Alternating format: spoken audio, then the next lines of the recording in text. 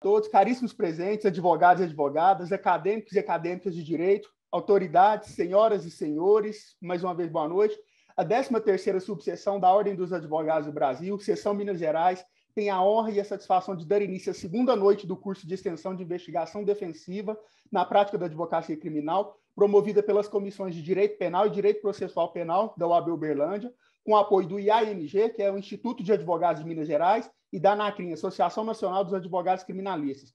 Para dar início às atividades dessa noite, passo a palavra à doutora Rafaela Cardoso, que irá apresentar a nossa professora da noite, doutora Gabriela Damasceno. Com a palavra, professora Rafaela. Boa noite a todas e todos. É com um imenso prazer que nós damos aí início ao segundo dia.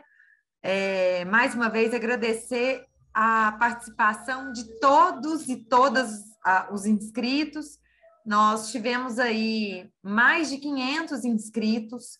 É uma alegria muito grande para a OAB de Uberlândia sediar um evento desse porte, ainda que online.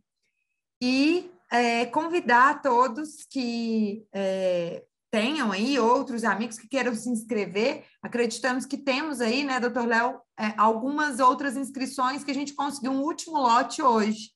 Então, isso, temos inscrições, as inscrições na segunda-feira, as inscrições se encerram. Perfeito. Bom, pessoal, não delongando aqui, porque é uma sexta-feira, famoso sextou, e a gente tem que dar continuidade ao curso de investigação defensiva na prática da advocacia criminal, hoje contando com colegas de profissão de outras áreas, o que é muito importante para o debate e para o amadurecimento dos estagiários, dos advogados e outros profissionais da área jurídica. Então, nós temos a honra de ter conosco hoje, no primeiro bloco, e já está aqui conosco, a doutora Gabriela Garcia Damasceno, que é minha dileta colega, e eu sou admiradora do trabalho dela já há algum tempo. Ela é delegada de Polícia Civil, junto à Polícia Civil do Estado de Minas Gerais, é mestre em Direito Público pela Universidade Federal de Uberlândia, é professora de vários cursos jurídicos de graduação e pós-graduação e também desenvolve cursos na área das carreiras policiais e mentorias para preparação de pessoas que querem, que escolheram atuar nas carreiras policiais, delegados, Polícia Civil, Federal, agentes, policiais civis e militares. Então, a doutora Gabriela tem vasto conhecimento sobre o ponto da aula de hoje. E depois, na sequência dela, no segundo bloco da aula, teremos o doutor Pedro Simões, do Ministério Público do Estado de Goiás.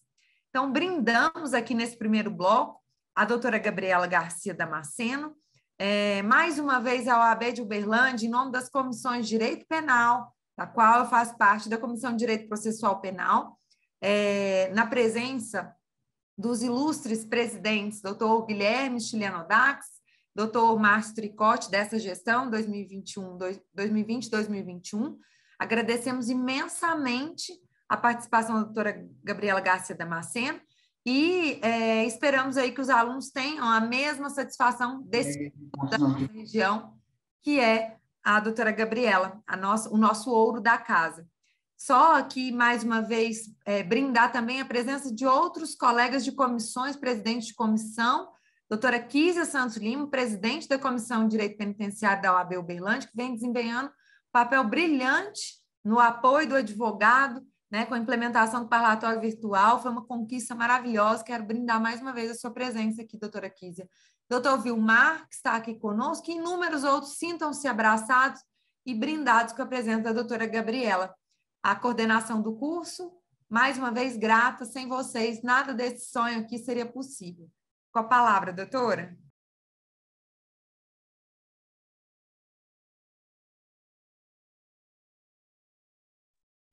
Muito obrigada. Inicialmente, eu queria agradecer o convite da 13ª subseção da OAB Minas Gerais, né, Uberlândia.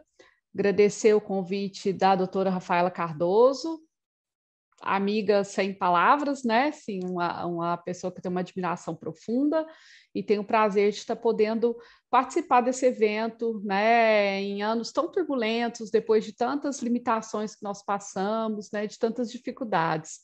E nesse ano, eu praticamente estou participando tão somente desse evento, devido também às minhas limitações, né? As pessoas que são mais próximas conhecem um pouquinho da minha história, sabem que eu também tenho algumas limitações. E foi um ano muito difícil para todos, eu acho, né? 2 anos muito difíceis que nós passamos. Então, eu fico muito honrada de estar aqui, aceitei o convite com muita alegria. Tenho um amor muito grande pela sala de aula, pela discussão, pela docência, né? Então, assim, é um tema que eu sou apaixonada. Nós vamos falar aqui um pouquinho do paralelo dessa discussão sobre quem investiga, quais as vantagens de outras instituições investigarem, quais as vantagens para o advogado, como que ele pode atuar nessa investigação paralela ou até mesmo atuando no inquérito. Acho que precisa de dar uma desmistificada nessa atuação também direta do advogado no inquérito. Então, o objetivo nosso aqui hoje vai ser traçar um pouquinho dessas discussões, fazer uma análise crítica mesmo, para que vocês possam enriquecer um pouco o olhar de vocês, abrir um pouco o leque daquilo que vocês leem nos livros e daquilo que é assim a vida real mesmo, o procedimento real, as consequências de cada um, o que pode ser feito, como pode ser feito. Então, a ideia é a gente trabalhar um viés bem prático, né? E, como se diz, diferente daquilo que vocês vão encontrar tão somente nos manuais, né? Então, meu objetivo hoje é esse. Agradeço mais uma vez o convite de todos. Chamo os senhores e as senhoras que estão aí nos assistindo a compartilhar, né, a feiura de vocês, gente. Não precisa ter essa vergonha. Pode ligar a câmera, não precisa disso, que aqui a gente também tem feiura, ninguém vai reparar. Então, vamos compartilhar a feiura. Fiquem à vontade. A ideia aqui vai ser o seguinte: eu vou tentar parlamentar com vocês por mais ou menos 1 hora, porque quem já viu palestra minha, eu gosto de uma coisa mais dinâmica. Quando é presencial, eu mexo com a plateia. Aqui, se eu mexer, eu vou ter que... Se eu chamar aqui o Vinícius Campos, eu não sei se ele está na tela ou se ele não está. Aí eu vou ter que ficar, volta, vem para a terra.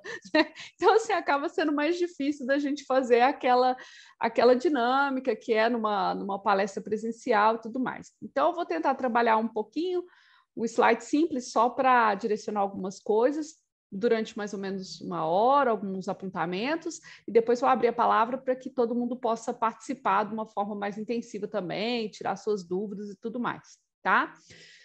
Então, vamos lá, né, meninos? O tema de hoje nós vamos falar da investigação, tanto a investigação sob viés policial, que é o que eu tenho de melhor para tratar aqui para vocês, né? O que é a investigação produzida pela polícia, mas não vim aqui para falar assim, conceito de inquérito, finalidade de inquérito, né? E aí, o que vocês me falam? Porque isso aí vocês podem pegar o livro do Renato, podem pegar o livro do Nestor, podem pegar o livro do Auri e vão achar aí, com os autores talvez os mais recentes, vários conceitos, e, enfim, podem produzir, aprimorar o conhecimento de vocês sem a minha colaboração.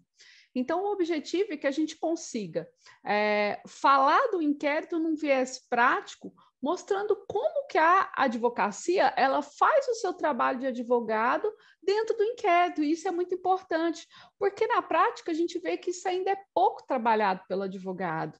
Ainda existe aquele receio de delegacia em algumas situações, né? Ou às vezes uma visão equivocada da forma de atuar na delegacia. Tem, óbvio, pessoas despreparadas, como também na polícia tem, na promotoria tem, no judiciário tem, em qualquer lugar tem, mas a gente percebe, tirando essas questões de erros, de despreparos, às vezes existem também percepções equivocadas. Às vezes o advogado vai para uma unidade policial e acha que ser um bom advogado, ser combatente, é ficar lá batendo boca com o delegado e tal, e não é bem assim, nem precisa disso, né, realmente. Então, assim, é mostrar mesmo como que você pode desenvolver seu trabalho de defesa com uma qualidade surreal. Claro que eu também não vou ficar aqui dando dicas especiais para vocês. Ó, gente, aquele cliente que eu prendi ontem, tá? Você sabe assim, não vai chegar a ser tanto, tá bom? Mas a ideia é exatamente mostrar para vocês que é possível fazer uma boa defesa também no bojo do inquérito com uma atuação realmente proativa. que, infelizmente, na realidade, ainda é muito mínima, perto do que o advogado pode fazer no inquérito, que a gente vê uma atuação muito restrita. Então, eu vejo que às vezes falta exatamente conhecimento de como está fazendo esse trabalho, né? Então, o objetivo é a gente trazer isso à tona e mostrar isso para os doutores, para os iniciantes, para os antigos, para das outras áreas, enfim, é um conhecimento que é super real, super importante. Além, claro, de trazer para vocês uma visão crítica, né, um ponto de vista crítico da investigação, seja investigação policial, porque eu não estou aqui, não é porque eu sou delegada que eu vou falar que na polícia não tem falha nenhuma, né? Como eu disse, em todas as instituições nós temos falhas, né? E a polícia não está longe, não está diferente dessa realidade. Mas mostrar também questionamentos que necessitam de uma visão mais crítica da sociedade civil, do meu ponto de vista, sobre alguns processos investigativos que nós estamos tendo e que estão acontecendo sem que a gente questione toda essa movimentação, certo? Então, vamos lá, eu vou iniciar, então, fazendo um compartilhamento de tela, só para facilitar um pouquinho o acompanhamento do raciocínio, e vez ou outra eu volto, mas como nós temos o mestre dos magos aí para fazer o aparecer junto com o compartilhamento, eu não vou precisar preocupar de deixar de compartilhar para ver se o povo está dormindo ou não, ver se a Maria de Almeida continua firme ali, ou se ela já foi dormir, né? Ver se o José Alexandre vai continuar firme ou se ele já apagou a tela, né? Então, assim, o objetivo é que dentro do possível, vocês podem ligar as câmeras, fiquem à vontade, eu até prefiro, eu sinto mais à vontade para falar vendo ali os alunos, porque é uma sensação para o professor muito difícil a gente palestrar sem esse contato, né? Então, quando ligam as câmeras, é um carinho, assim, com a gente. Então, fiquem à vontade. Não precisa de frescura comigo, não vou reparar, tá? E vamos compartilhando a tela, então, para a gente começar nosso evento de hoje sobre a investigação policial e a atuação defensiva, certinho? Como a doutora Rafaela já fez um apontamento sobre o meu currículo, esse primeiro ponto aqui, ele acaba sendo desnecessário, não preciso nem falar dele, aqui eu fiz um breve currículo para vocês, mas a Rafaela já fez o favor, a doutora me apresentou muito bem, então não precisa de mais informações. E nós vamos começar, como eu coloquei lá que eu sou autora de livros, né, eu coloquei aqui livros e artigos, coloquei a última obra que acabou de ser lançada pela editora Totti, junto com o professor Carlos Alves e a professora Simone Silva Prudêncio, sobre a lei de abuso de autoridade. Tá? No dia 14 eu vou estar aí levando para compartilhar essa felicidade com vocês, tá bom? Quando a gente fala exatamente do conceito de inquérito e a sua finalidade, se a gente for olhar nos manuais, o que é que vocês vão me falar? Se eu perguntar aí para um de vocês, alguém abrir o microfone, eu tenho certeza que não vai fugir muito de um desses conceitos que eu coloquei aqui para vocês. Coloquei um conceito do NUT, coloquei um conceito do STJ, né, do relator Félix Fischer, que num julgado, num recurso, falou que o inquérito policial é um procedimento administrativo de caráter inquisitório, cuja finalidade é fornecer ao Ministério Público elementos de informação para a propositura da ação penal. Podem ver que esse conceito do STJ ele não está muito divergente, não, do conceito do NUT, que vocês podem abrir o manual que for, meninos, até livros às vezes mais elaborados. Não foge muito disso. É um conceito, do meu ponto de vista, muito restrito, que fala, né, que vou ler o do NUT para vocês, um procedimento preparatório da ação penal de caráter administrativo, conduzido pela Polícia Judiciária e voltado à colheita preliminar de provas para apurar a prática de uma infração penal e sua autoria. Então, olha só, qual que é a minha crítica a esses conceitos, né? Eu vejo esses conceitos de uma forma muito rasa, né? Eles não demonstram o que realmente é o inquérito. Eles esvaziam a ferramenta inquérito de uma forma que chega a ser, assim, frustrante para um delegado ver um conceito desse. Porque quando a gente vê toda a reforma que nós tivemos na nossa legislação, nós vimos que para dar início a uma denúncia, né, eu preciso de N elementos, né? Elementos, inclusive, é colocado como motivo de rejeição da denúncia ou da queixa a falta de justa causa para a propositura da ação penal. Então, como que, imagina, uma ação penal contra você, Maria, contra você, Vilmar, contra você, Euler, enfim, imagina você ter uma ação penal em seu desfavor, nas suas costas. O quanto isso é negativo socialmente, o quanto isso é sério. Uma coisa é você ter uma cobrança do SPC, ou uma ação de cobrança de não pagamento de uma dívida, que também não é legal, mas enfim, né? Porque ninguém quer ter ação em seu desfavor. Mas é uma coisa de um patamar de gravidade para a pessoa muito menor. Outra coisa é você ter um processo penal firme aqui, né? Eu não está dormindo, não. Muito bem. Outra coisa é você ter um processo penal em seu desfavor. A gente sabe que isso gera consequências muito sérias, até mesmo dificuldades para conseguir trabalho, não adianta a gente achar que não, né? Que a gente sabe que muitas pessoas acabam tendo acesso às informações, enfim, geram consequências muito negativas, é uma mácula muito grande. Então, é por isso que a própria legislação já coloca a necessidade dessa justa causa. O inquérito, ele não pode ser visto como um instrumento que está ali para juntar autoria e materialidade para o promotor, autoria e materialidade para o promotor oferecer denúncia. Fica parecendo que eu sou tão somente um instrumento da acusação, o que não é verdade, né? Não é verdade. Ah, professora, não, mas delegado está aí para ferrar mesmo, tem um monte de gente que acha isso, né?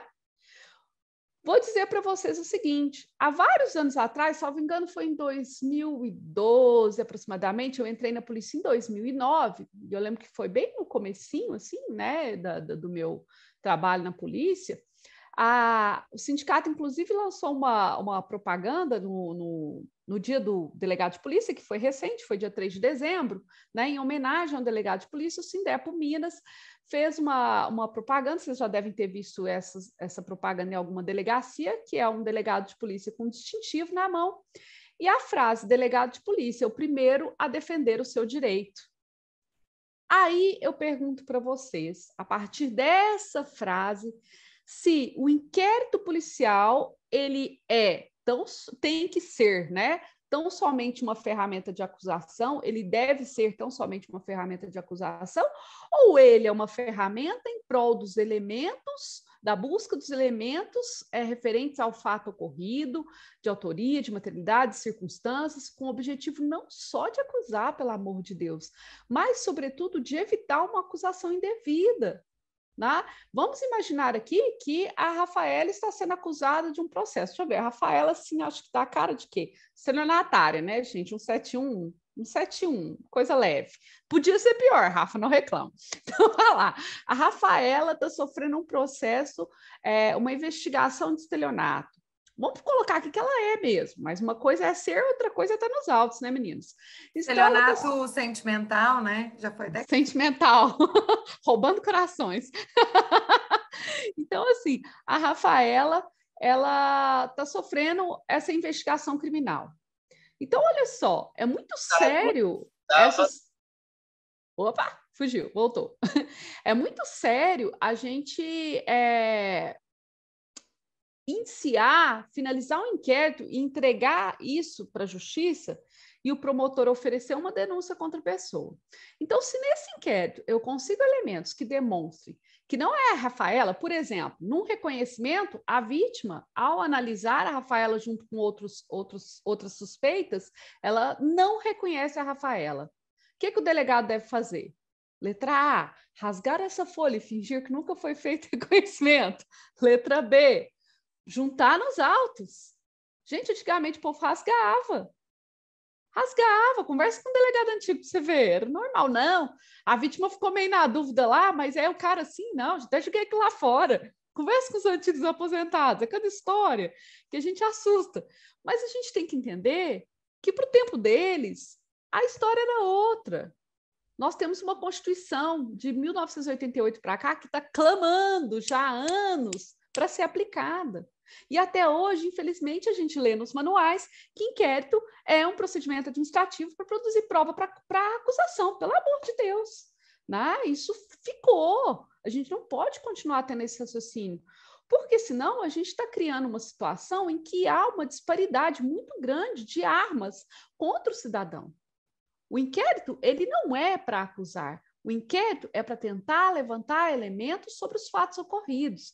Sou contra aquela expressão daquela porcaria da verdade real também, porque verdade já passou, né? Nunca é igual. É igual quando você repete uma declaração de alguém, nunca é a mesma coisa. Mesmo você repetindo as mesmas palavras, o timbre da voz, a forma como você agiu na hora já é diferente. Então, o inquérito é a mesma coisa. A verdade ficou lá naquele tempo, mas a gente vai tentar o quê? Elucidar o que aconteceu, quem foi o responsável, quem praticou aquele ato, por qual motivo, em quais circunstâncias, ou não tem nenhum ato relevante, ou tem o estelionato, mas não é a Rafaela. Então, Ministério Público, contra a Rafaela não. Contra a Rafaela, você estaria sendo arbitrário se você entrar com o processo contra ela. Olha o que eu tenho aqui no meu inquérito, né? Estou dando alguns exemplos, só para vocês entenderem. Então, o inquérito não pode ser visto tão somente como uma ferramenta em prol da acusação. Isso é uma primeira coisa que eu gosto de desmistificar, porque é um conceito retrógrado, é um conceito limitado de inquérito, e cada dia mais a gente tem gente discutindo um conceito mais trabalhado de inquérito. Para quem, por exemplo, presta concurso para a polícia, deve ter visto nos concursos do Paraná, se você colocar uma resposta dessas aí, eles vão te matar, porque lá cai no concurso, inclusive, essa visão mais elaborada de inquérito. Então, é muito importante essa percepção. E essa percepção, ela não tem interesse só para o delegado. Claro que tem, porque eu tenho que entender que eu estou ali para produzir provas sobre os fatos. Logo, se a advogada Kícia vier pedir uma prova em prol da Rafaela, minha investigada, eu tenho que analisar, e se eu entender, claro que depende, né, tem aquele sistema presidencialista, mas como que eu vou fundamentar uma negativa de produzir uma prova requerida pelo advogado se a prova é super relevante? Por exemplo, num caso de estupro, o advogado vem pedindo para ser feito exame de corpo de delito. O delegado que decide? Sim, o delegado que decide, mas se eu negar um pedido desse, depois como é que eu vou explicar por que eu não o fiz? Né? Então, não só isso, né? Se o advogado demonstra a necessidade de produzir determinada prova, o delegado vai analisar, mas ele tem que ter esse bom senso, que ele está ali tanto para verificar se aquela prova foi interessante para a descoberta dos fatos, para a produção de informações relevantes sobre os fatos, ele tem que produzir essa prova e pronto. Né? Então, esse bom senso é importante. Então, existe uma dialética, tem que existir uma dialética muito grande na fase de investigação policial, porque o delegado ele vai estar trabalhando ali em prol do alcance da justiça e não em prol de ferrar o acusado. Tirem isso da concepção de vocês. Eu não entrei num concurso para delegado para ferrar ninguém, né? Então, assim, é uma visão equivocada do papel do delegado, né?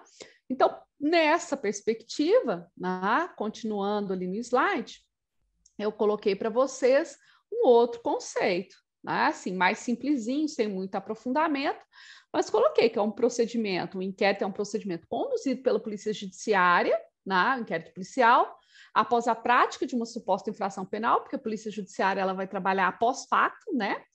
Visando apurar a real existência de um delito. Então, primeiro eu tenho que levantar elementos de materialidade, certo?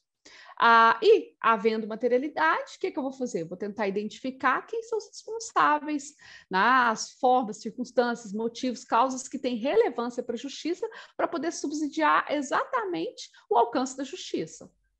Então, eu não estou aqui subsidiando a denúncia. Se, claro, eu tenho elementos de autoria e materialidade, óbvio que vai servir para denúncia. Se tem elementos de autoria e materialidade contra, por exemplo, a Rafaela, serve para denúncia e serve também para defesa da Maria, que estava sendo também denunciada pelo Ministério Público, mas ali naquele inquérito não restou nada contra a Maria, vamos dar um exemplo assim. Então, a gente verifica que o inquérito ele não pode ser visto como uma ferramenta da acusação, né? Muito pelo contrário, e não é à toa que o inquérito é conduzido por um órgão totalmente diferente do órgão acusatorial. Né? Quando eu coloco... Quando eu coloco esse conceito, eu vou, às vezes, um pouco contra, assim, não contra necessariamente, mas, assim, toda a investigação policial, ela é feita, ela passou por muitas críticas, né, pessoal? Então, assim, a polícia, ela tem sofrido muitas críticas, e realmente nós temos muitas falhas mesmo, né? Críticas. Isso aqui, por exemplo, se você pegar o livro de investigação preliminar do Aury Lopes Júnior, que é um autor que fez todo um estudo em cima da parte de investigação preliminar, e ele foi muito crítico ao inquérito, buscando, inclusive, defender essa na época, né, que era o auge da discussão, buscando defender a possibilidade da atuação do Ministério Público na investigação. Você pegar a parte dos apontamentos críticos ao inquérito, ele coloca que é um procedimento burocrático, moroso, anacrônico, que aí começa a me chatear algumas coisas. Olha que eu sou apaixonada com a obra do Aury, mas essa obra me deu tanta raiva. É porque a gente vê umas coisas que dá um pouco assim, né? Por exemplo, ele fala lá como se os inquéritos fossem produzidos, tudo amarrando o pessoal lá no pau de arara e sob tortura. E assim, gente, houveram falhas no inquérito? Há falhas ainda? Pode ter casos em que isso exista? Pode, claro que pode. Pode ter em qualquer instituição falha dessa natureza, e a polícia ela não está imune a falhas. Mas esse histórico de uma investigação totalmente alheia aos direitos humanos, isso ficou para trás. Esse histórico, como se fosse assim, uma generalização, porque ele trabalha no livro de uma forma muito generalizada, o que particularmente eu não gostei, como se todas as investigações fossem feitas com inúmeros abusos aos direitos humanos e tal, violações, torturas e tal. Então, assim, a gente falar dessa forma chega a ser ofensivo, né? Com violação, por exemplo, de acesso aos autos, acesso com violação de acesso da defesa, né? Não só do advogado ter acesso aos autos, mas acesso ao cliente, né?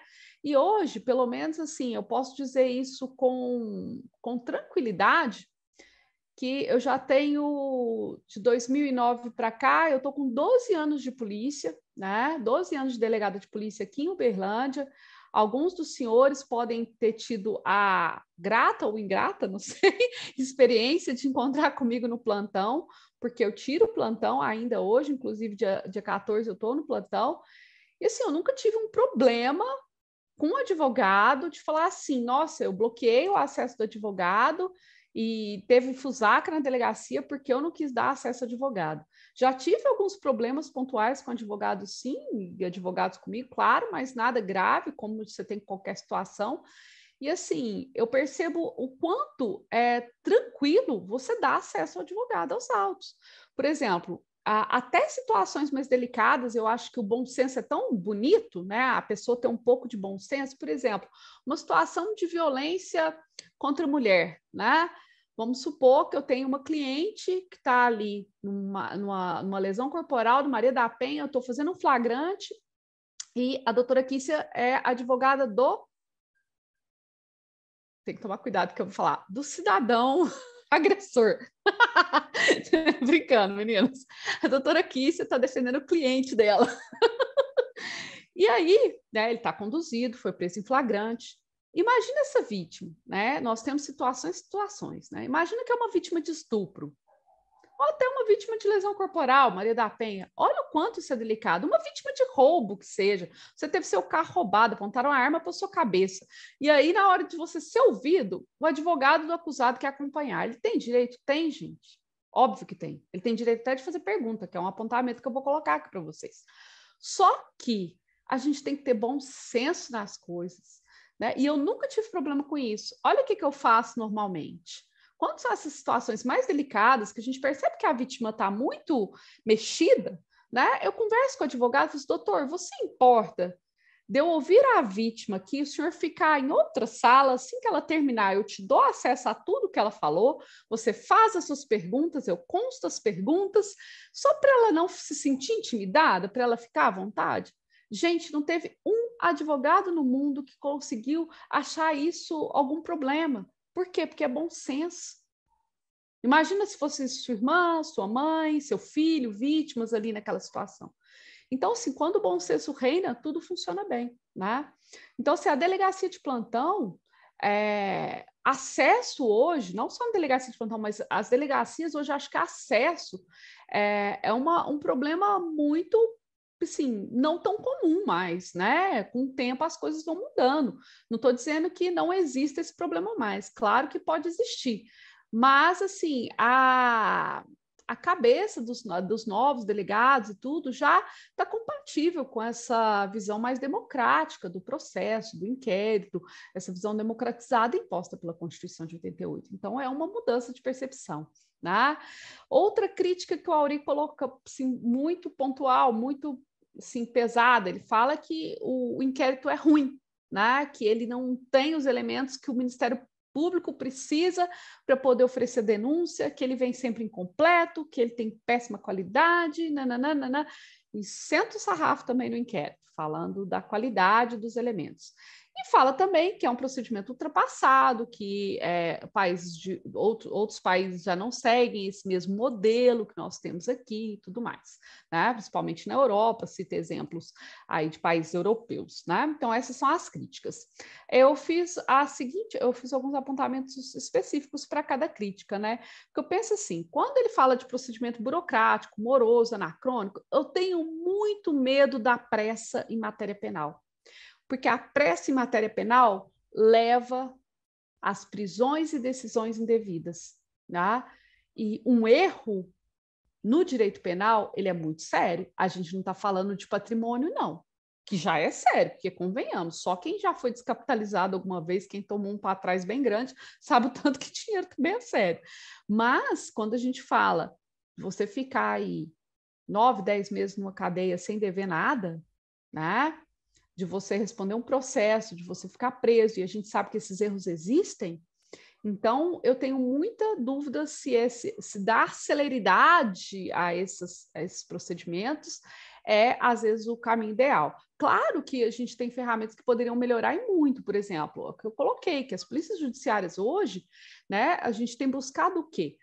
Primeira coisa, né? A gente fala assim, o procedimento é burocrático, é moroso, a polícia não está dando conta de fazer a investigação bem feita. Por que ela não está dando conta? Porque tem um delegado para cada 2.000 inquéritos, né? Tem um delegado, um escrivão e 4 tiras, né? 4 investigadores. Então, assim, a capacidade da polícia judiciária no Brasil como um todo, acho que ela está muito defasada, né? Agora eu pergunto para vocês, isso não acontece às vezes no judiciário também? E aí, por conta disso, eu vou começar a julgar, então, porque os juízes não estão dando conta de julgar, então eu vou julgar? Então não é por aí, eu acho que isso não é um argumento que justifique a falta de capacidade de atender à altura, né, por falta de equipamentos, né? Então a Polícia Judiciária, ela tem buscado não só melhorar esse número de servidores, né, melhorar seus equipamentos e modernizar. A Polícia Civil de Minas Gerais tem trabalhado em prol de uma modernização bem bacana. Claro que isso é moroso, sim, a ferramenta estatal, ela é burocrática, tudo que você vai mudar depende de, enfim, N coisas, né? Licitação, é isso e aquilo, para adquirir qualquer coisa, para mudar qualquer coisa. Mas, enfim, nós temos muitas ferramentas bacanas hoje para fazer controle de prazo, para ajudar, por exemplo, na investigação com uma qualidade maior. Enfim, até mesmo a nossa plataforma, para quem não conhece, né? Olha, desde 2008, 2009, salvo engano, aqui em Uberlândia, acho que na capital um pouquinho antes, nós já tínhamos esse sistema totalmente informatizado. Vejam só, gente, a gente faz autos físicos porque o fórum recebe autos físicos, porque senão a gente poderia fazer o procedimento todo digital, porque eu tenho ele todo no sistema PCNet, todo digitalizado. Hoje não tem mais aquele problema. Os autos desapareceram, eu tenho lá no PCNet, consigo puxar tudo direitinho. O boletim de ocorrência que é feito em Minas Gerais é de uma qualidade, assim, perto de outros estados, muito maior. Quem já viu um boletim de ocorrência de São Paulo mesmo, se comparar com o nosso, vai ver a qualidade que ele tem. São ferramentas que se alimentam, por exemplo, eu faço um boletim de ocorrência no sistema REDS, que pode ser a Polícia Civil, Polícia Militar, Bombeiro, quem quiser fazer, né, dessas instituições. Esse boletim de ocorrência, ele alimenta o sistema PCNet, para que o delegado possa dar início à investigação. Então, tem um sistema muito bacana, claro, que ainda depende de muitas coisas. A perícia hoje já tem muitas ferramentas bacanas, então, assim, muita coisa tem mudado.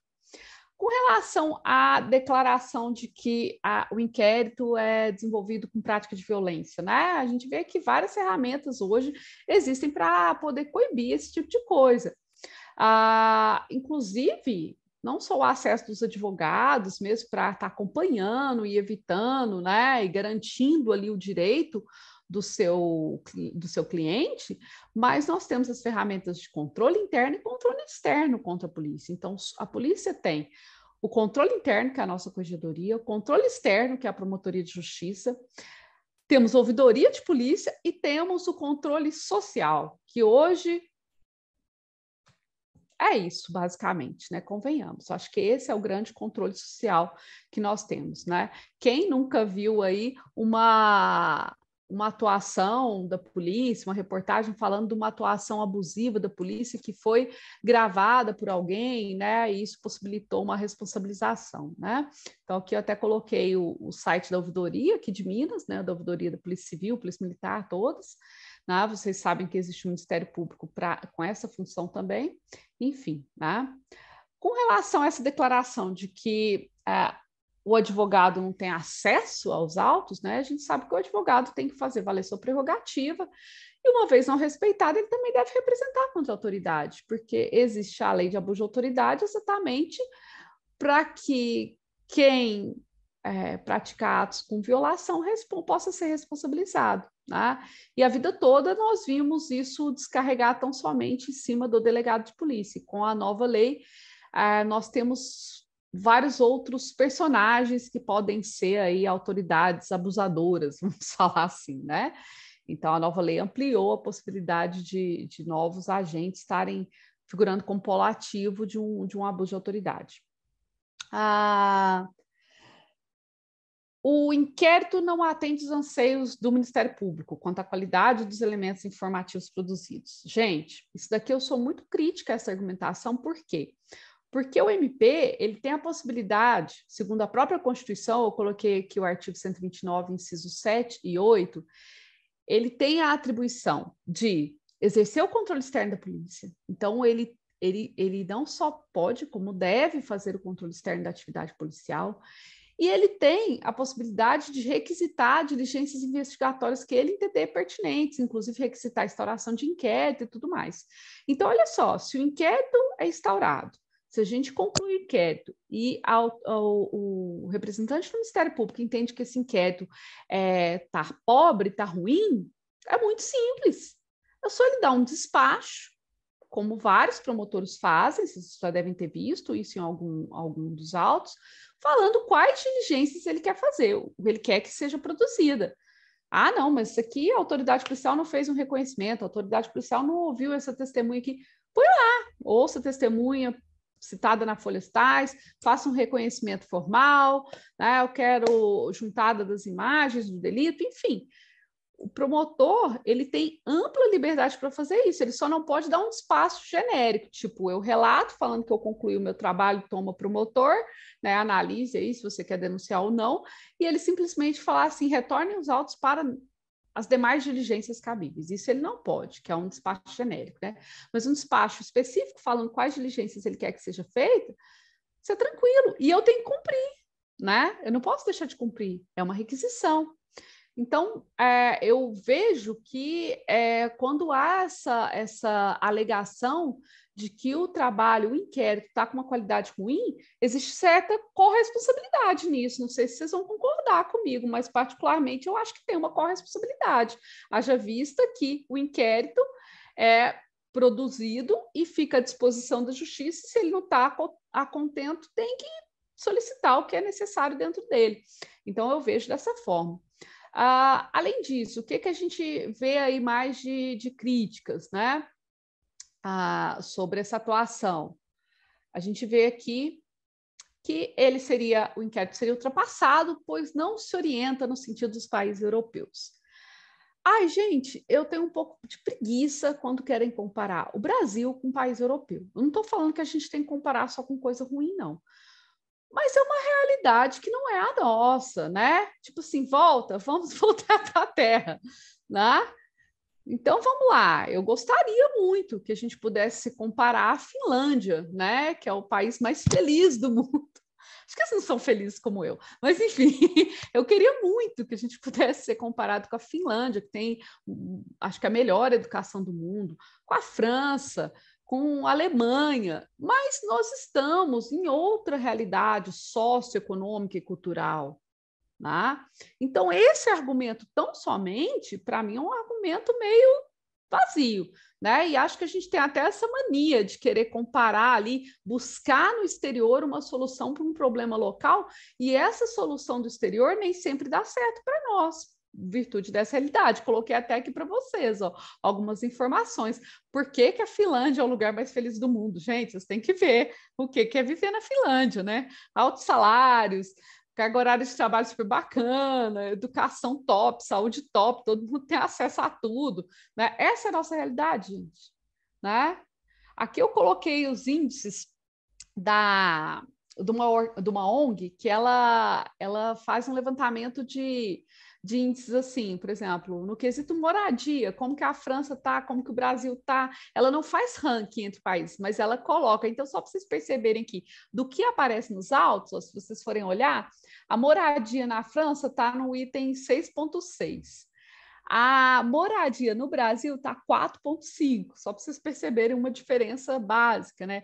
Renda no Brasil, 0,3, na França, 4,4, né? Então, assim, essa ONG, ela não faz ranking, mas ela te dá a possibilidade de você conhecer a realidade dos países e pensar, opa, esse aqui é um país que atende aquilo que eu quero, né? Então, assim, é um negócio bem bacana. Coloquei nos slides aí para vocês conhecerem. Então, assim, eu vejo que alguns argumentos, do meu ponto de vista, eles tiveram uma finalidade tão somente de buscar criticar o inquérito de uma forma bem incisiva, com o objetivo de legitimar uma atuação investigativa do Ministério Público, uma ampliação dessas atribuições ministeriais. Tá? Eu, particularmente, sou muito contrária, sou muito crítica, mas acho que é uma realidade meio que sem volta. Tá? Então, assim, a ampliação dessas instituições investigando, eu acho que é uma realidade meio sem volta. Então, mas sou crítica, sim, sendo bem franca. E não sou crítica porque eu sou delegada, não. Sou crítica mais porque eu sou professora do que delegada nesse ponto. E vou explicar para vocês o porquê. Né?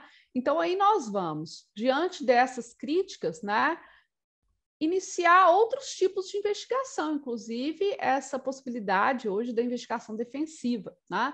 Então, nós temos o PIC, né, que seria o procedimento de investigação criminal utilizado pelo Ministério Público de forma autônoma, né?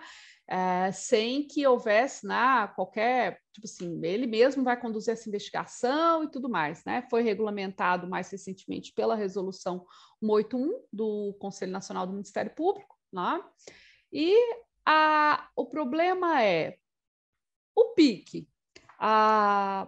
Será que ele resolve todos esses problemas que foram elencados como problemas do inquérito? Será que, então, agora a gente tem uma investigação de qualidade, não é moroso mais, os advogados estão tendo um amplo acesso,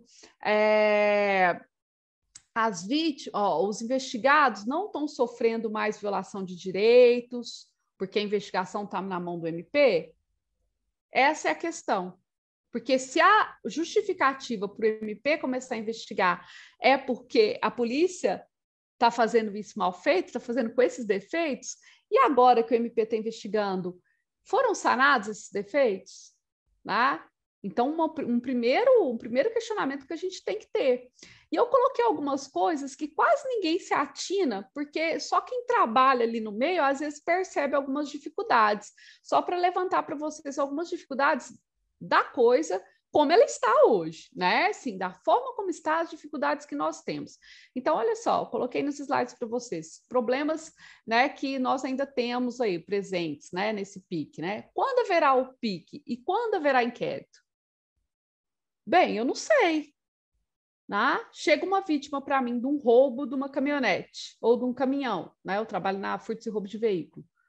Quando que eu tenho que mandar isso? Falar assim, não, procura o Ministério Público, que é ele que vai investigar. E se for lá no Ministério Público, quando que o Ministério Público vai requisitar a instauração do inquérito ou quando que ele vai instaurar por ele próprio? Não tem, ninguém sabe quando. E exatamente por ninguém saber quando que nós temos um senhor problema, que é um absurdo, é uma violação assim gritante do meu ponto de vista ao princípio da eficiência da administração pública. E eu sou administração pública, a Polícia Civil é administração pública, o Ministério Público é administração pública. E nós devemos também ser orientados pelos princípios da administração pública, né? Publicidade, legalidade, enfim, né? O LIMP, né? O famoso LIMP. Então, e eficiência. Tá? O que acontece, pode acontecer muitas vezes? Primeiro, fica fazendo seleção, né? O Ministério Público selecionando o que ele vai investigar e o que ele não vai. Esse eu quero, vou fazer aqui. Esse eu não quero, vou requisitar a instauração de inquérito, mandar lá para delegado. Um primeiro problema. O segundo problema é que eu posso ter duas investigações sendo feitas ao mesmo momento por instituições diferentes sem comunicação. Gente, isso é o máximo do retardamento para mim, com todo o respeito.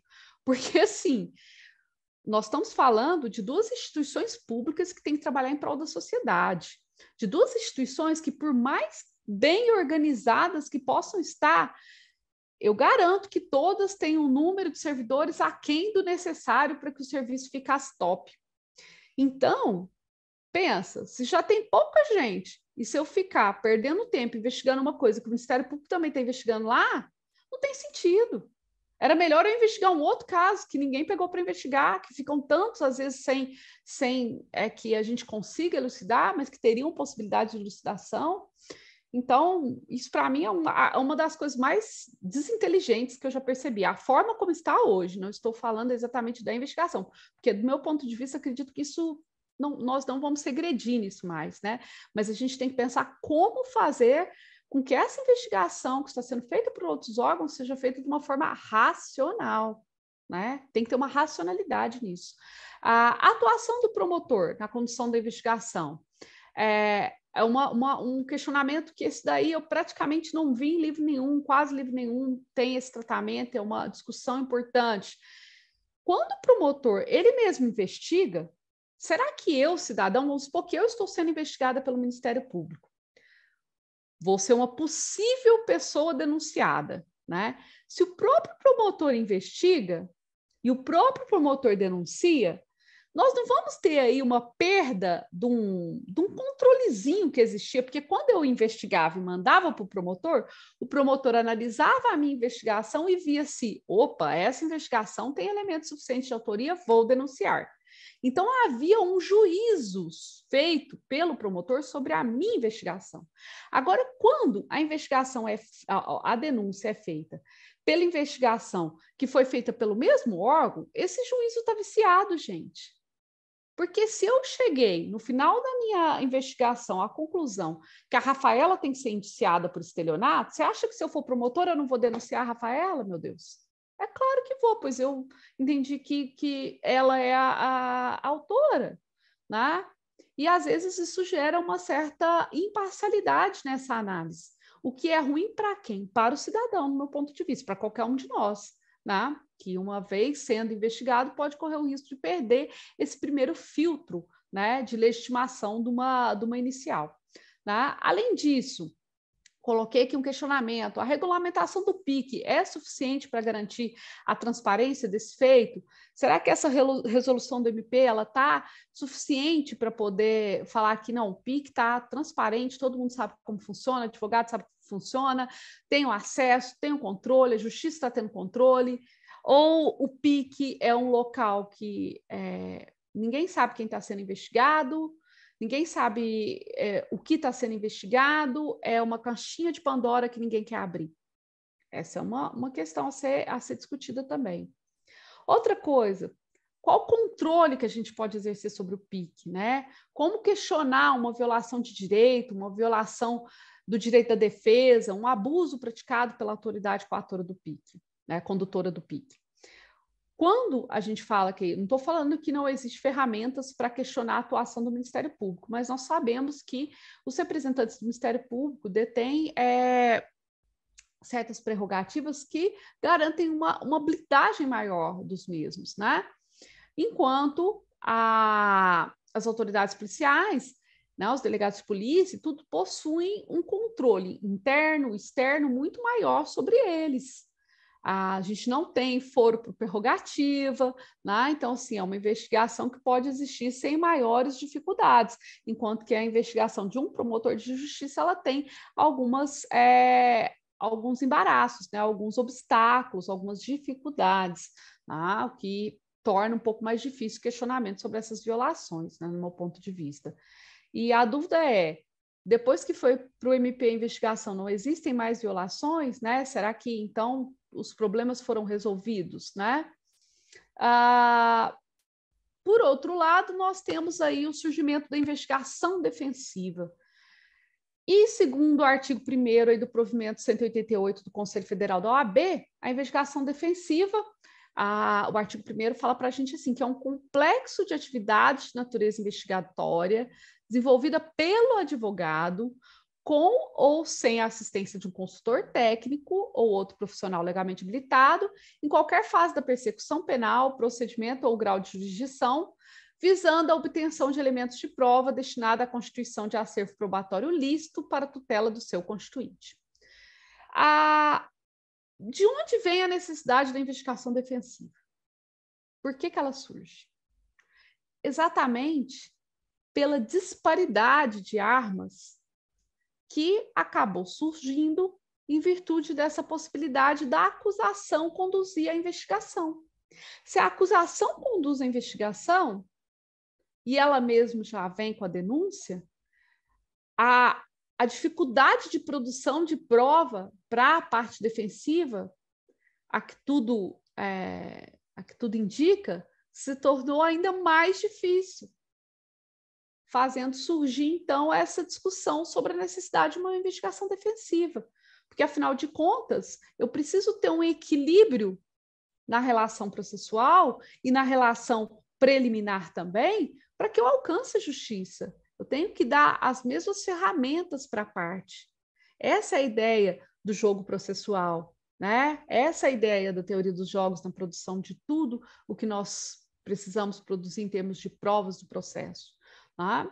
Então, o surgimento dessa investigação defensiva, ela vem como uma resposta à investigação que está sendo cada vez mais desenvolvida diretamente pelo Ministério Público.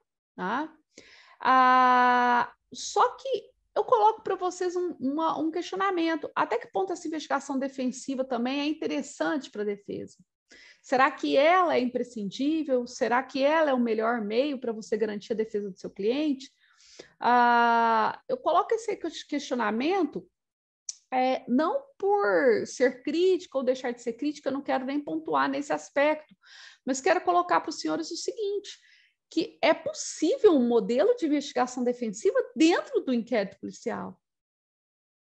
E não há delegado desse mundo que possa proibir esse modelo de acontecer sem assumir uma responsabilização por força dos seus atos. Porque hoje a atuação do causídico no bojo do inquérito, olha o que eu coloquei aqui, por exemplo, a atuação do causídico ela tem que ser real, né? Seja no decorrer de um flagrante, seja na condução de uma investigação em inquérito. E essa atuação real implica em várias possibilidades que os senhores têm de estar trabalhando dentro da investigação policial. A possibilidade de representar pela instauração de inquérito, inclusive em outros órgãos, né? Você pode ir direto na delegacia representar, pode pedir direto para a promotoria requisitar, enfim, ter uma gama enorme de liberdades, pode fazer denúncias anônimas, né? A gente tem Disque 100, que é o Disque de Direitos Humanos, 181, que é o DDU, os canais de ligação direta para as polícias, enfim, né? Possibilidade de encaminhar a notícia direto do delegado, enfim, você tem várias ferramentas, além da possibilidade de estar representando direto com a procuração do causídico, pedindo a instauração de inquérito. Possibilidade de produção de informações obtidas, né, no bojo de oitivas. Eu vejo isso sendo muito pouco explorado hoje em dia pelos advogados. Estou vendo aqui, meu tempo está quase acabando, né, gente? Estou acabando aqui também, vamos com calma. Por que eu falo isso? Muitas das vezes a gente vê o advogado se preocupando em estar presente. Mas um estar presente só de corpo, parece que a alma está lá na lua, né? Então, questões importantes que poderiam ser quesitadas, né, pelo advogado, tanto para o condutor de um flagrante, para uma testemunha, né? Igual eu falei, não precisa dele estar presente para quesitar, mas é direito dele estar presente, mas, né, isso tudo é muito conversado, mas enfim, a possibilidade dele estar fazendo questionamentos, dele estar produzindo provas, dele estar participando mais ativamente das oitivas, possibilidade dele requerer outros elementos de produção de prova. Um advogado, eu vejo poucos juntando petições com pedidos formais de produção de prova, né? Então, isso é uma prática ainda muito mínima que a gente vê da delegacia, sendo que a atuação do delegado, do advogado, parece que ela fica mesmo pós-investigação policial, né? A preocupação dele é só com a partir da denúncia, sendo que o inquérito é uma ferramenta que está ali para auxiliá-lo no processo também. Né? O inquérito não é uma ferramenta para a denúncia, ele é uma ferramenta para as partes, para a justiça. Né? Questão de acesso, hoje os advogados têm amplo acesso, têm entendimento simulado sobre isso, súmula vinculante sobre isso, os advogados têm que ter acesso a diligências que estão acontecendo com seus clientes, se estiverem, né, acontecendo buscas e tudo, ele tem esse acesso aos autos, isso não pode ser negado, né, salvo aí cautelares que estão em andamento, né, que ficam apartados, mas enfim, esse amplo acesso que a gente sabe que às vezes até acontece mais amplo do que deveria, infelizmente, mas assim, é um direito do advogado que tem que ser respeitado e que tem que ser exercido para poder garantir realmente uma investigação que produza material em prol da defesa também. O advogado ele tem a possibilidade de estar também manipulando as ferramentas de controle externo e interno da atividade policial. Então, uma vez vendo qualquer ilegalidade, qualquer atuação abusiva, ele tem como fazer essas representações. Isso é muito sério, isso é muito negativo para nós, né? Além disso, a investigação conduzida por um órgão oficial, ela acaba tendo um interesse, né, uma vinculação muito interessante e muito produtiva para a defesa. Imagina que a defesa faz, que a polícia produz uma prova que demonstre, por exemplo, a inexistência de uma qualificadora em determinado crime, né? Foi uma prova produzida por uma perícia oficial, e isso tem uma relevância para a defesa muito grande, que talvez não teria esse mesmo alcance, essa mesma percepção por ser um órgão oficial, se fosse produzido por uma investigação conduzida só pela defesa, né? Uma investigação autônoma da defesa. Por uma perícia particular, alguma coisa assim. Então, o fato de você utilizar as ferramentas oficiais em prol da sua defesa, eu entendo que é algo muito positivo e que às vezes é até pouco explorado, né? Para a gente chegando quase ao fim aqui dos nossos slides, se eu não estou muito enganada,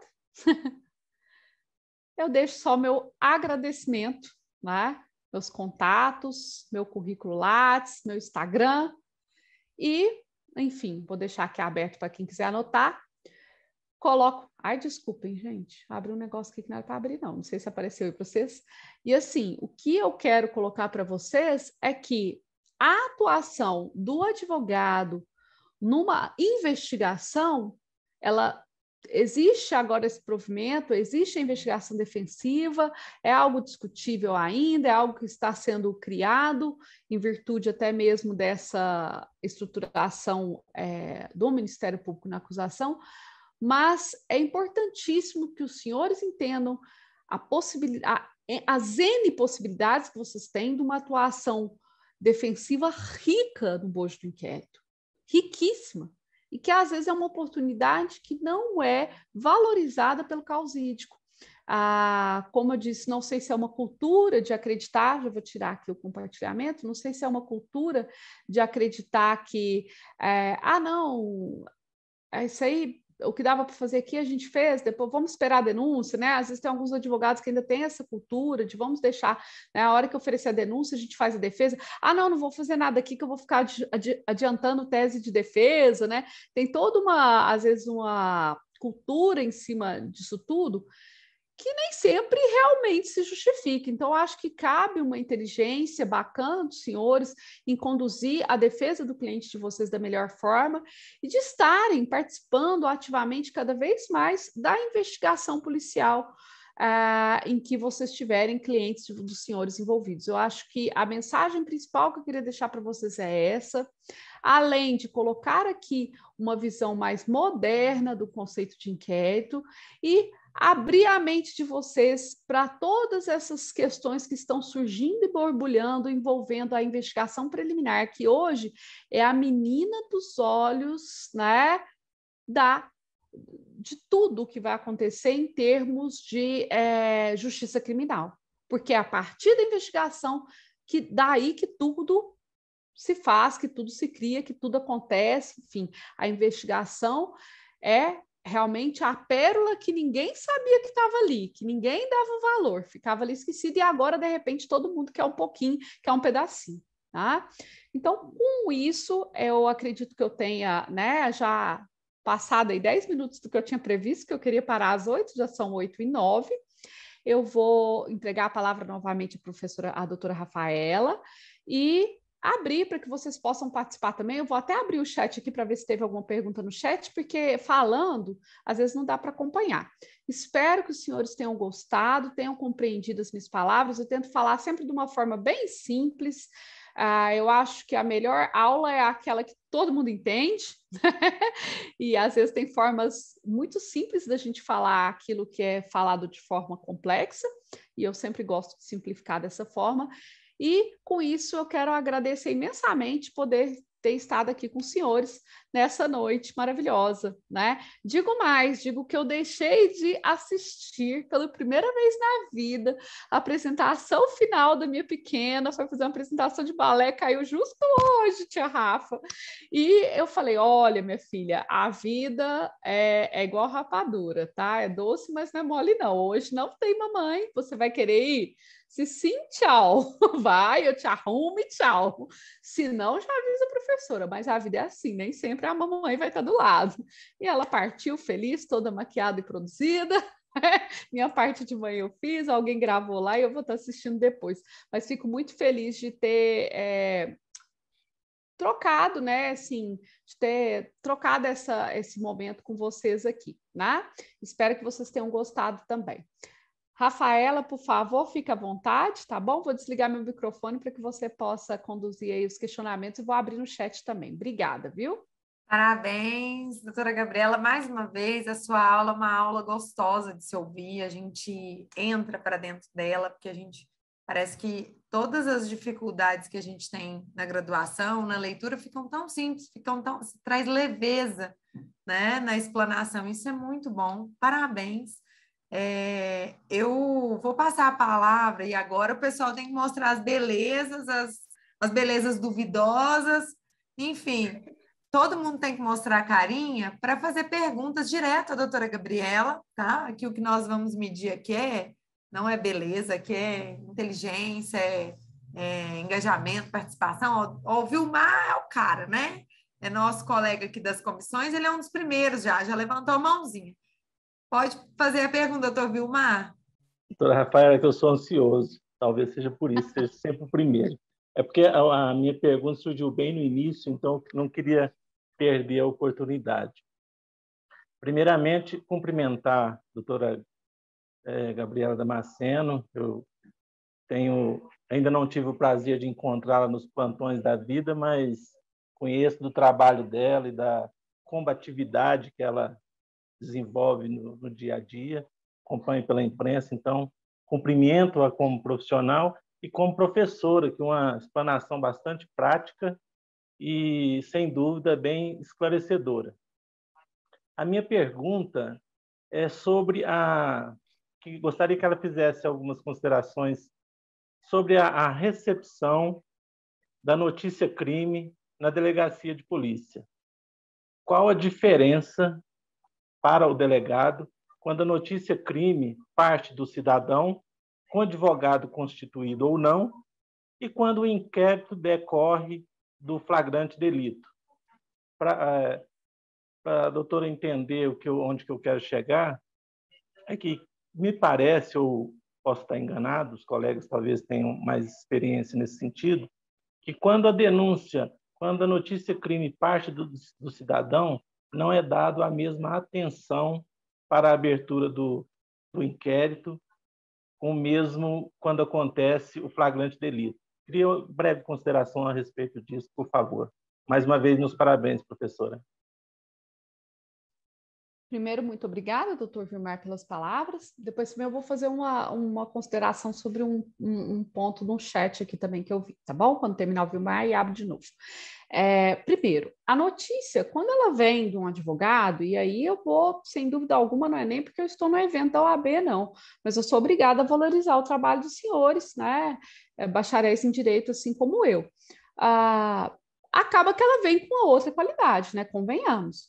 Porque o advogado faz todo um trabalho, ele sabe o que é importante ali, né? Ele sabe o que é um crime de estelionato, ele sabe o que ele precisa demonstrar para mostrar que é um estelionato e não um mero desacordo comercial, por exemplo, né? Então, a gente tem situações em que, às vezes, principalmente em alguns delitos específicos, às vezes as vítimas nos procuram e nem sempre isso está muito bem caracterizado.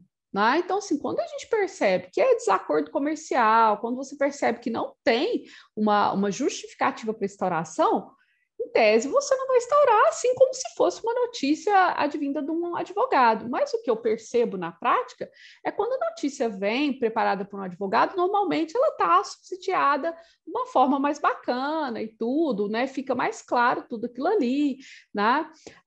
É engraçado, na minha delegacia particularmente, né? Assim, eu trabalho no plantão você pega tudo, né? Você é clínico geral quando você está na escala de plantão no dia. Na delegacia que eu estou, que é furto e roubo de veículo, então eu trabalho com furto, roubo, adulteração, receptação, são crimes mais específicos. Mas eu recebo pouca denúncia, assim, da vítima vir me trazer uma... Normalmente, ela até vai me procurar, sim, ela vai até a delegacia, mas com a preocupação de pôr impedimento no veículo, porque a denúncia já foi feita. Então, quando ela vai lá para pôr impedimento, eu já aproveito em alguns casos, né, principalmente casos de roubo, eu já está, assim, hoje eu não sou eu que mexo com as portarias, hoje eu mexo mais com os flagrantes, mas assim, até um mês atrás eu que estava fazendo, né? Então posso falar com tranquilidade dessa temática. A gente recebe a notícia ali, o boletim, a gente já puxa o boletim de ocorrência, já aproveita, já instaura a portaria, já ouve a vítima naquele momento ou a agenda para ser ouvida em seguida. Então, assim, tem toda uma mecânica que já é feito nesse sentido. Nos delitos que nós temos ali, eu não tenho maiores dificuldades, não tenho essa questão, assim, de perceber pontualmente essa notícia aqui que foi a parte que veio, que fez. Claro, doutor Vilmar, que a escrita de um cidadão que não tem um bacharelado em direito, às vezes ela vem muito difícil, né? Assim, uma escrita que relata os fatos de uma forma, às vezes, muito bagunçada, muito incoerente, com muita dificuldade, mas eu não vejo maiores complexidades com relação a isso. Normalmente, o boletim de ocorrência, ele é bem sintético e a gente tem que puxar um pouco dali, né? Ali é só um ponto de partida, às vezes o boletim de ocorrência é até raso demais. Então, a gente parte dali, quando instaura, muitos dos crimes que eu tenho sob minha atribuição, muitos não, todos os crimes, né? Eles não dependem da vítima, então a instauração na delegacia, ela se dá de ofício mesmo.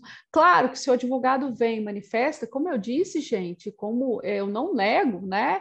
E acho que nenhum policial tem coragem de negar isso, nós sabemos que o que nós temos de necessidade hoje de investigação é muito maior, às vezes, do que nós conseguimos fazer, né? Então, a vítima trazendo, seja com advogado ou não, é super bacana, porque já dá uma atividade. E, em termos de investigação, quanto mais rápido for o processo de colheita de elementos de informação, melhor é. A chance de você produzir um procedimento com elementos de investigação assim bacana mais compatíveis com o que aconteceu de verdade, é muito maior, né? Então, assim, eu sempre recomendo para as vítimas, quando são amigos, conhecidos que me ligam, eu falo assim, olha, você vai fazer isso e vai lá procurar delegado, leva isso, leva aquilo, entrega lá na mão, pede instalação do inquérito, já mostra que você já, né, principalmente crimes hoje como estelionato, que muitas pessoas não sabem, dependem de representação hoje, o pacote anticrime mudou isso. Então, muita gente acha que, fiz o BO, tá bom, né? E não é bem assim. Então, se a vítima não for representar, a autoridade policial não pode fazer nada. Isso tem gerado, do meu ponto de vista, uma impunidade, assim, né? Porque, como eu disse, a investigação ela tem que ser rápida.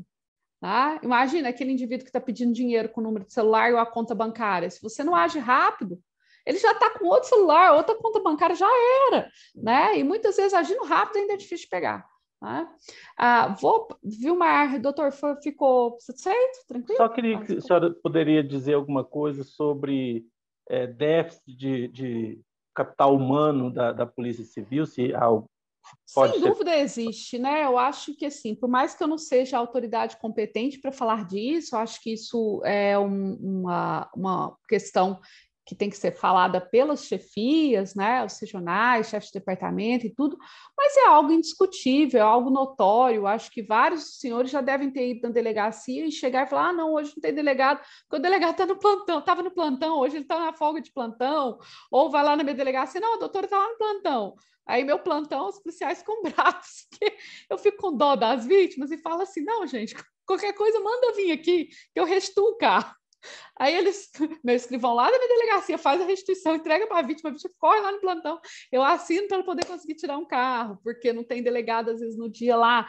Então, assim, são exemplos que já demonstram que esse déficit é indiscutível, né? Como eu disse, eu não sou a autoridade mais competente para falar desse déficit, mas a gente tem, inclusive, situações de cidades com um número de habitantes muito menor que em Uberlândia e com praticamente o mesmo número de delegados. Então, é uma situação bem, assim, né, bem limitada, infelizmente, né? Pessoal, tem um questionamento, um apontamento que fizeram aqui no chat, falando sobre as investigações, as denúncias baseadas em reconhecimentos, né? Olha, eu acho que aqui em Uberlândia talvez eu seja a delegada mais crítica a reconhecimento existente. Já há muito tempo eu bato nessa tecla, porque reconhecimento não pode ser indutivo, pelo amor do santo Deus. Reconhecimento não é eu pegar o caboclo e fazer assim, gente, tem um boneco do meu filho aqui para eu mostrar para vocês. Não tem não. Mas vamos fingir que isso aqui é o indivíduo. Eu trazer o fulano aqui e falar assim, Rafaela, foi ele que te roubou? É esse aqui, Rafaela? É esse aqui da foto? Gente, pelo amor de Deus, isso não é reconhecimento nos termos do CPP. Nem presencialmente eu saí puxando o cara pelo pescoço, pelo gogó e mostrando ele aqui para a Rafaela para ela falar se é ele. Né? Então, o que determina os códigos de processo penal, né? Então, eu não estou falando do CPPU, né? Não é o Código de Processo Penal berlandense, é o Código de Processo Penal mesmo. Né? O que determina o Código de Processo Penal é que o reconhecimento seja feito presencialmente, colocando os suspeitos ali junto com outros indivíduos com características semelhantes, na presença de testemunhas. A vítima é colocada, a gente tem sala de reconhecimento no plantão, lá na minha delegacia também tem, na regional também tem. Então, assim, vários lugares tem essas salas que tem aquele vidro que você vê, mas o outro não te vê, sabe? É super bacana. Então, você coloca as pessoas lá com o númerozinho, ela vai olhar e vai falar, não, eu reconheci o 1. Né? Eu reconheci o 1 e o 3 como autores. Isso é reconhecimento nos termos do CPP, tá? Primeira coisa. Então, nós temos uma prática muito corriqueira no meio policial, principalmente, é uma crítica que eu faço ao meio policial como um todo, militar, civil, de realizar esses reconhecimentos. Me desculpe, mas assim, é um absurdo, indutivos, né? E isso pode gerar, inclusive, tem estudos na área da psicologia super bacana sobre isso, que pode gerar uma falsa percepção da verdade. Tipo assim, vamos supor que eu sofri um estupro, eu já estou super abalada, acabei de sofrer um estupro, eu lembro vagamente de alguma coisa, e de repente alguém vai e me mostra uma imagem de uma pessoa semelhante, né, com características semelhantes, e pergunta, foi ele? Eu fixei aquele olhar ali, naquele momento de trauma, e me convenci de que foi. Eu vou falar até na condenação lá na frente do juiz, se fizer a sala de depoimento bonitinho com outros indivíduos, eu vou marcar ele. Porque eu acabei criando uma memória falsa. Isso pode acontecer. Então, essa indução por foto ou até mesmo presencialmente, ela é negativa para tudo, porque ela pode gerar um erro em cadeia, que no final das contas, gente, é o que eu falo, a pressa é inimiga da perfeição. No anseio, muitos policiais, às vezes, no anseio de prender o indivíduo que praticou o crime, ali em flagrante e tal, de resolver o problema, porque a gente está ali com o problema acontecendo na hora, a vítima chorando é para a gente, o pau quebrando é com a gente, então a gente vive muito isso. Então, no anseio de tentar dar uma solução, fazem uma coisa que vai virar uma tragédia em cadeia no final, né? Que pode chegar a condenar um indivíduo que não praticou um fato. Então, assim, inclusive você condenar baseado tão somente em uma prova ou outra é uma coisa muito delicada, principalmente baseado só em reconhecimento, né? Tem que ter muita cautela com certas coisas. A gente teve até reportagens recentes nesse sentido sobre essas questões de reconhecimento, de erros do judiciário. Eu não lembro mais se foi na Globo ou se foi na Record, mas eu vi umas reportagens sobre esses temas que eu entendo que são bem interessantes também, tá?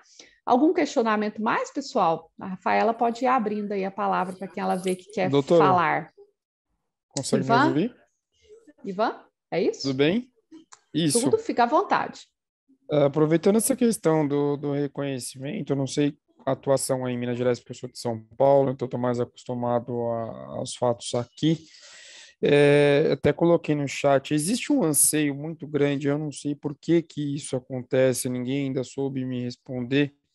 Por que a polícia militar, no fato do flagrante ou na tentativa de apurar ali um flagrante, ela tende a tentar fazer um pré-reconhecimento, vamos colocar dessa forma, através de celulares?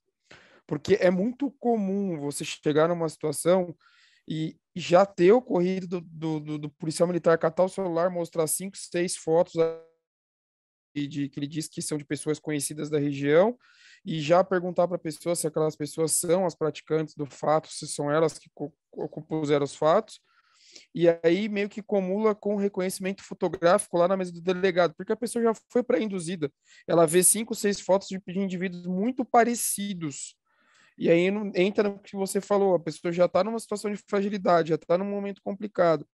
Aqui em São Paulo, infelizmente, ou felizmente, não é todas as delegacias, mas o atendimento, às vezes, no flagrante é muito complicado para a vítima. Às vezes, com o advento da digital, muitos delegados não querem fazer o boletim ali quando não tem flagrante. Eles dizem, vai para casa. E o policial militar fica induzindo a fazer o da PM, mostrando um monte de foto. Eu queria entender por que ainda tem esse anseio da PM, principalmente da PM, de induzir a essa fotografia. Se existe uma posição, por exemplo, da civil para que isso não ocorra, da parte do delegado para não gerar esse problema lá na frente. Eu sou contra. Ivan, o senhor é advogado também, doutor, ou não? Sou advogado aqui de São Paulo. Tá, certinho, prazer, tá? Eu sou uma, não faz isso, pelo amor de Deus! É engraçado, porque como eu, assim, atualmente, né, eu não falei muito da minha história, mas tem quase 4 anos que eu tenho eu tenho 4 filhos, né? A Rafaela colocou para vocês. O meu mais novinho é especial. Então, de 4 anos para cá, eu diminui muito o meu fluxo de palestras, de aulas, pela demanda que meu pequeno precisa, né? Precisa estar comigo ali. Mas antes eu até lecionava, inclusive, para a Polícia Militar, já lecionei. Direto sou convidada para dar uma palestrinha, alguma coisa para eles e tal. Esses 2 anos foram anos mais quietos, mais em casa também por conta do Heitor. Mas eu sou uma que fala muito isso, Ivan. Primeiro, a Polícia Militar, eu entendo um pouco eles, né?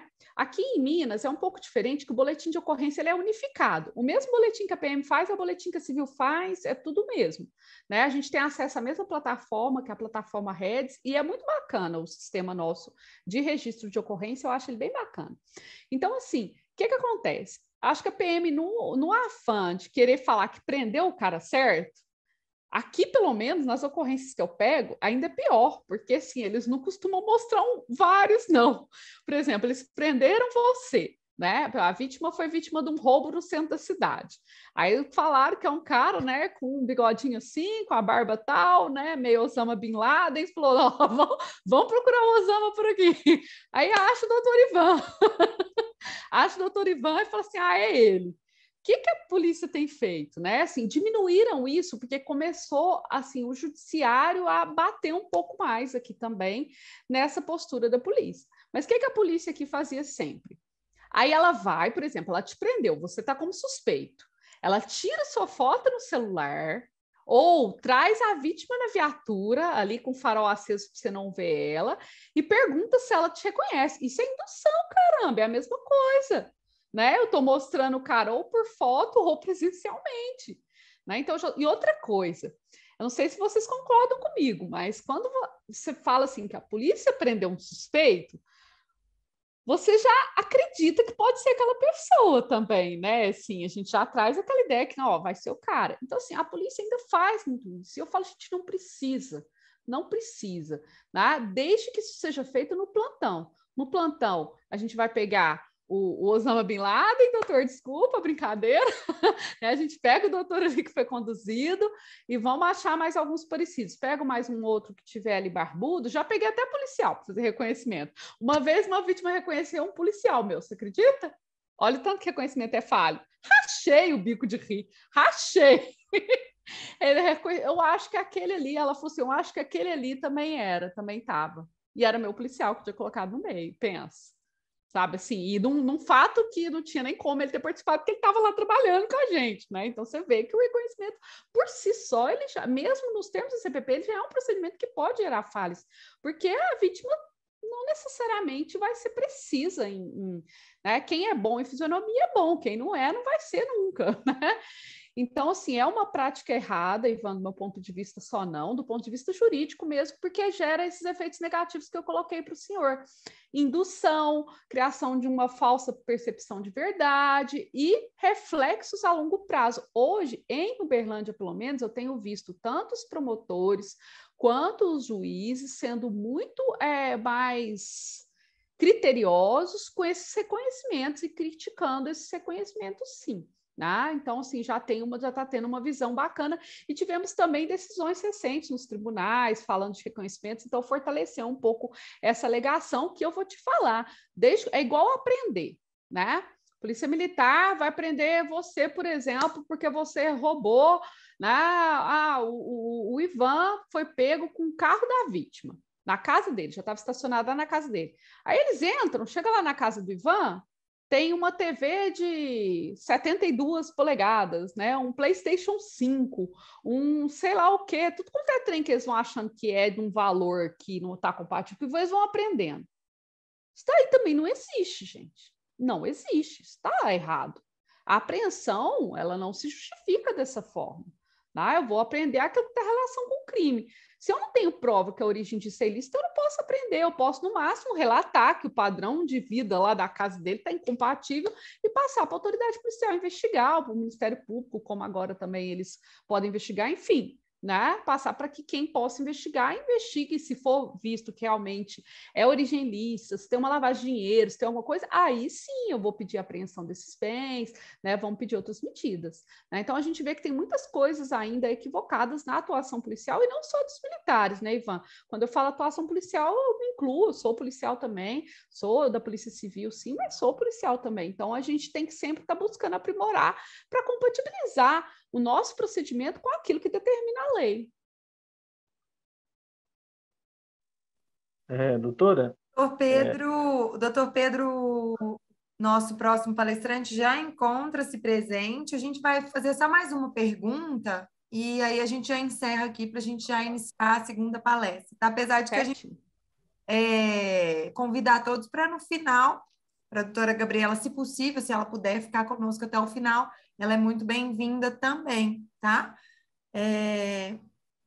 Vilmar, eu te interrompi, pode fazer aí. Sim. Rapidinho, doutora, a senhora comentou sobre essa apreensão e também falou inicialmente sobre a investigação defensiva, a necessidade dela.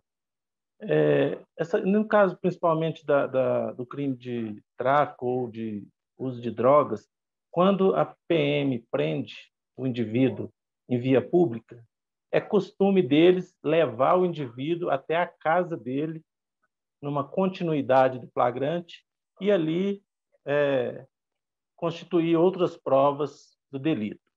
Não seria o caso de, na delegacia do plantão, avaliar essa apreensão que foi feita na casa, já que essa visita à residência do indivíduo foi, entre aspas, forçada, ou ele foi convencido a levar, porque normalmente eles falam assim, não, você já confessa, leva na sua casa, vai facilitar a sua vida, isso vai te ajudar depois no inquérito. Não seria o caso de, no plantão, fazer esse filtro, ou não estou enganado, posso estar errado também? Não, Vilmar, não entendo que você está enganado, não. Isso é compatível com o que nós colocamos aqui. Por exemplo, por que existe um delegado de polícia no plantão? Tá? Exatamente para avaliar esses comportamentos, para ponderar esses comportamentos e para tomar uma decisão que só o delegado de polícia pode tomar. Você vai ratificar ou não a prisão? No caso do tráfico, existem algumas situações específicas, em decorrente até do tipo de delito, que é um crime de ação múltipla, que às vezes você pode sanar certas irregularidades ali, vamos falar assim, não sanar irregularidades, mas assim, em que pese existir aquela irregularidade, você tem outros elementos que demonstrem a caracterização do delito, pelo menos naquele aspecto, sem falar em nada referente às irregularidades de um eventual adentramento com violação ao sigilo domiciliar. Então, pode acontecer isso. No caso do tráfico, tem essa situação que cabe uma análise muito concreta de caso a caso para a autoridade policial ponderar. Todos os delegados vão fazer uma análise bacana, vão ser criteriosos, né? Complicado a gente falar assim, né? Em todas as carreiras a gente tem pessoas que são mais criteriosas, mais, né, como se diz, delegado raiz, delegado Nutella, né? Nós vamos ter em todas as carreiras possibilidades de uma análise, às vezes, que tende a ser um pouco mais defensiva, uma análise que existia, que eu falo que existia, porque isso é muito surreal para mim. Existia uma ideia de que na fase investigatória, na fase de flagrante, vigora o princípio indúbio pro societar. Gente, pelo amor de Deus, que esse indúbio pro societar também. Né? Então, quer dizer que na dúvida é pau no réu. Na dúvida eu prendo um indivíduo. Na dúvida, eu vou encarcerar um indivíduo provisoriamente, eu vou meter o cara na cadeia, na dúvida. Vocês acham isso compatível com os princípios da Constituição de 88? Porque eu acho isso assim, eu acho totalmente sem sentido. Nunca consegui entender isso na prática. Então, claro que ali, no momento do flagrante, a gente não vai findar tudo que é possível na investigação, né? Existem ainda possibilidades de serem feitas, por isso que tem prazo para concluir aquela investigação e tudo mais, ainda que com réu preso, prazo curto, mas existe um prazo ainda para produzir mais prova. Mas, assim, isso deve ser feito um filtro, uma análise da legalidade de tudo isso, sim, pela autoridade policial. Aqui em Minas Gerais, aqui em Uberlândia, especificadamente, falando assim até pela consideração aí de dos colegas que são de fora, que às vezes pode ter situações diferentes. Hoje, até a Polícia Militar tem usado, eu não sei se algum dos doutores daqui de Uberlândia já viram esse termo. A Polícia Militar, quando ela faz esse ingresso em residências, ela tem procurado pegar um termo de consentimento de um dos moradores, vocês já viram isso, né? Então, às vezes, a esposa do conduzido assina que autorizou a entrada, até para não ter depois discussão e falar que pega aquilo com assinatura de testemunhos para falar que, olha, a gente não entrou com abuso, eles permitiram, né? Porque também tem, do mesmo jeito que tem a malandragem de um lado, tem a malandragem do outro, a gente sabe muito disso. Já aconteceu de investigação que foi feita por mim, tudo bonitinho, na hora que chega lá na justiça, o cara tem a audácia, a capacidade de falar que eu torturei ele. Nossa, dá vontade de torturar na frente do juiz, quando você escuta um negócio desse, né?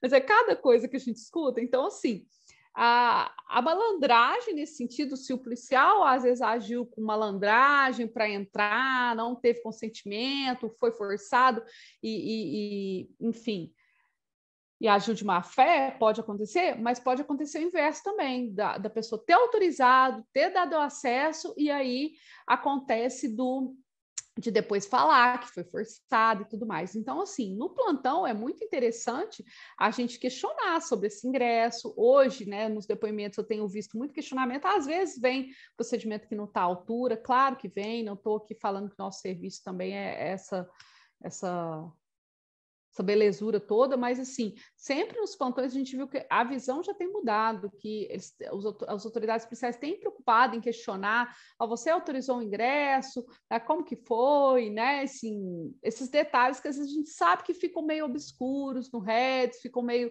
né, assim, nas entrelinhas, né, e a gente sabe que são relevantes. Então, no caso do tráfico em especial, doutor Vilmar, existe essa ponderação que deve ser analisada caso a caso dos elementos da caracterização do crime, porque às vezes você já tem o crime antes mesmo de chegar a falar aí do que foi produzido na casa, né, no ingresso ilegal, alguma coisa assim. Bom? Obrigada. Bom, show de bola. A vontade nossa era que a gente pudesse aí postergar a palestra da doutora e do doutor Pedro para o sábado, mas como foi um curso, né, compacto de extensão, nós tivemos aí que delimitar, mas fica aqui o convite em nome da OAB Uberlândia para novos eventos em 2022. A casa é sua, doutora Gabriela,